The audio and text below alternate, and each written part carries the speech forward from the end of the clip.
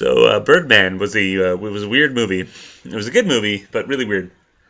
Starring Michael Keaton playing this washed up actor who was famous for playing this Birdman character, and in order to retain or obtain some respectability and kind of regain the public eye, he is writing, producing, and directing a play of what we talk about when we talk about love by Raymond Carver.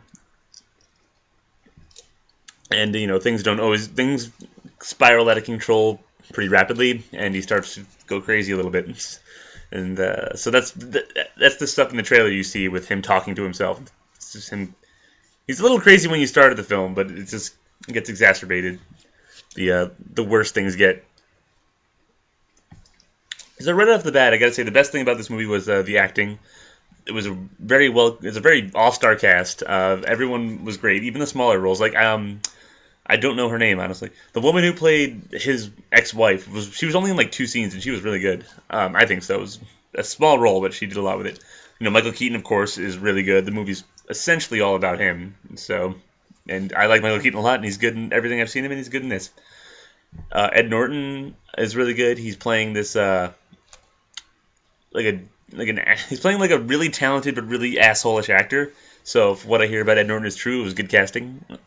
And Emma Stone plays his estranged drug doing daughter who just got out of rehab. So also really good. Everyone was awesome. Yeah, I guess the standout is Michael Keaton, but Emma Stone and Ed Norton were really good too. Ed Norton I found was really in one scene he was a huge asshole, in one scene he was actually kind of cool, and I think he was really good at flipping back and forth between being completely unlikable and kind of a cool guy too.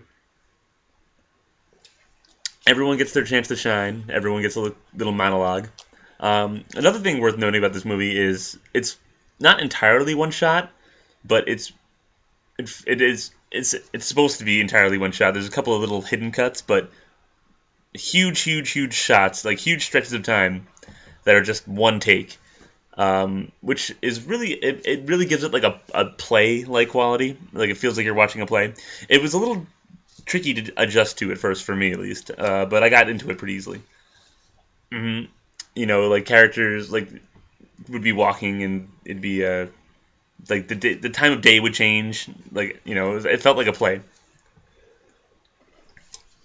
So that was very technically impressive, and it did enhance the story. I feel, especially when you compare the long stretches of meticulous shots.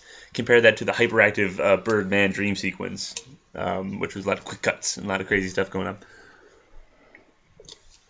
The score of this movie, it was I would say like 80% just drums, just like jazz drums. You know what drums sound like, which was really interesting.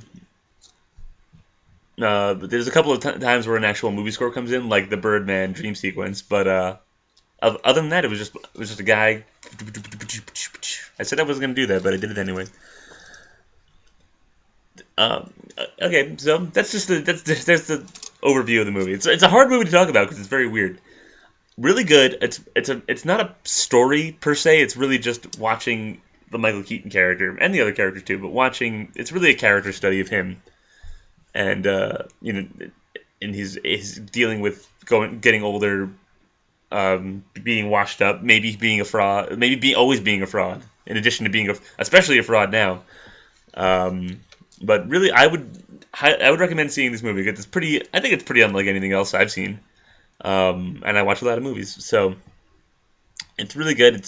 There's funny parts to it. You know who else is in this movie? Speaking of funny parts, Zach Galifianakis is in this movie, and it was really refreshing to see him play like a character that could like function in society. It was just nice to see Zach Galifianakis playing just like a normal guy. I enjoyed that. Okay, so I would recommend it. I think it's a really good movie. If nothing else, it's unique. Okay, so now I'm going to get into like more spoily stuff. Throughout the movie, Michael Keaton, or his name's Regan Thomas. Regan Thomas he's hearing Birdman's voice in his head, and it's probably supposed to be because it's Michael Keaton. It's probably supposed to be like a Batman voice. It sounds way more like a Sin City type of voice. Very subtle distinction, but it sounds more like Marv than Batman. But that is neither here nor there. It's the Birdman's constantly talking to him, like going like, "You're a fraud. What are you doing on in a Broadway play? You're Birdman. Damn it, you should be Birdman. Do Birdman 4." And Michael Keaton. I'm just gonna call him Michael Keaton. He's Michael Keaton. Michael Keaton is also exhibiting like telekinetic powers and moving things. It's only when he's alone, so it's left ambiguous whether this is real or him just being crazy. I mean, it comes into play sort of, maybe in the end, but I felt it was kind of I didn't understand the point of that. Like, why are you giving him telekinetic powers? Presume I don't. Birdman's not a real character. Well, the Birdman in this movie is not a real character. So presumably, I wouldn't imagine him having telekinetic powers. So I can understand if they gave him like wings whenever he was fantasizing, because that would be like Birdman's powers. But he can move stuff with his mind. Maybe Birdman can do that in the movies, but I wouldn't see why. So he can move stuff with his mind. He's constantly talking to his alter ego, and he's just slowly descending into madness. After he has a particularly drunken confrontation with a critic, he just wakes up on the street the next morning, and then that's when you get into like the big Birdman action sequence. It's not that. It's pretty much what you saw in the trailer was the entirety of the sequence. So it's not like a big action sequence. It looked pretty good. I can't imagine this movie had a huge budget for. I mean, for special effects. The salaries for the actors must have been pretty high. I'm gonna say, I gotta work on that. So there's that scene in the trailer where he's like standing and it looks like he's about to jump, and then he does jump. And then the movie spends like 5 minutes, probably more like 45 seconds, of just showing him like flying around the city, and Birdman's like, "Yeah, this is what you should be doing." And then he gets to the theater, and then like a taxi cab's like, "Hey, you owe me $25 for the taxi ride," so implying that he's just crazy and he was in a taxi the entire time. And this is when I thought the movie was going to end here. I'm glad it didn't, sort of, but. I should caveat. We got to talk about what we talk about when we talk about love, because there's an interesting correlation between I think it's Ed. It's been a long time since I read the book of short story novella, whatever it is. The character Ed, who is so in love with the idea of being so in love with the idea of being in love, and puts so much of an emphasis on his being in love with someone. He defines himself by being loved and being in love. That when the person that he's in love with says she doesn't love him, he says, "I am nothing," and he shoots himself in the head. That's the character in the short story and the play. There's an interesting correlation between the Regan character and that, because Regan has a fascination with being loved, not by a specific person, but by society in general. And I am nothing without the admiration of the masses or respect of peers and the public. He is nothing. And that's why he's slowly going insane. And there's also Ed, the character from the play, was a violent guy, and there's some,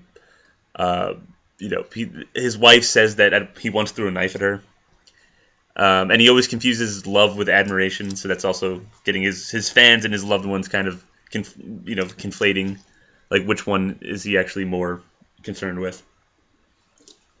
So there's a lot of correlations between the Ed character and the Regan character. And Ed, in the book play, at the end, he shoots himself, and it's like a botched suicide.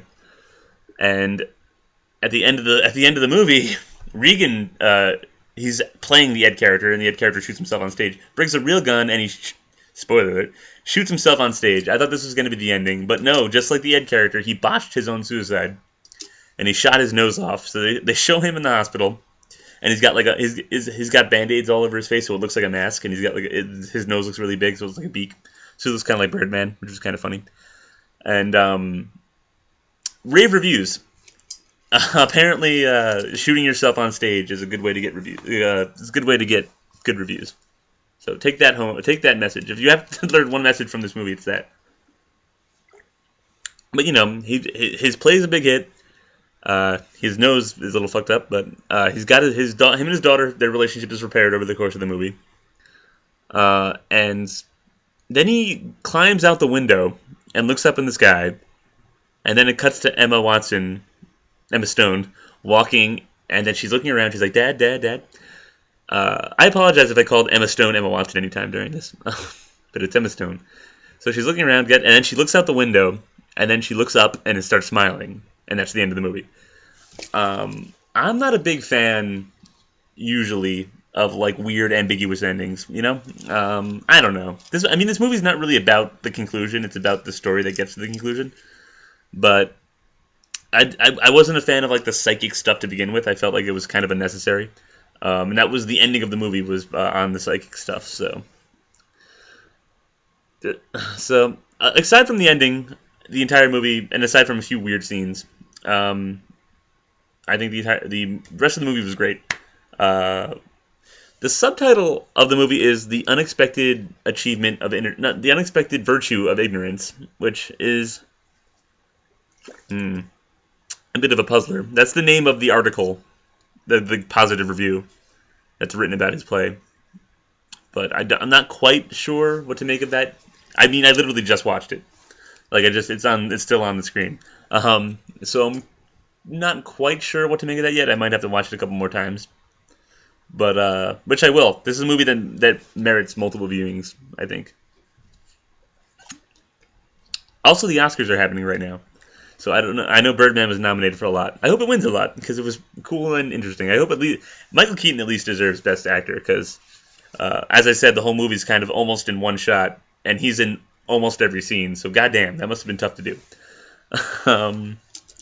So check it out. Expect a weird movie. Expect a ambiguous ending. But if you just kind of go with it, I think you'll really enjoy it. So. Thanks for listening. I'll see you guys next time.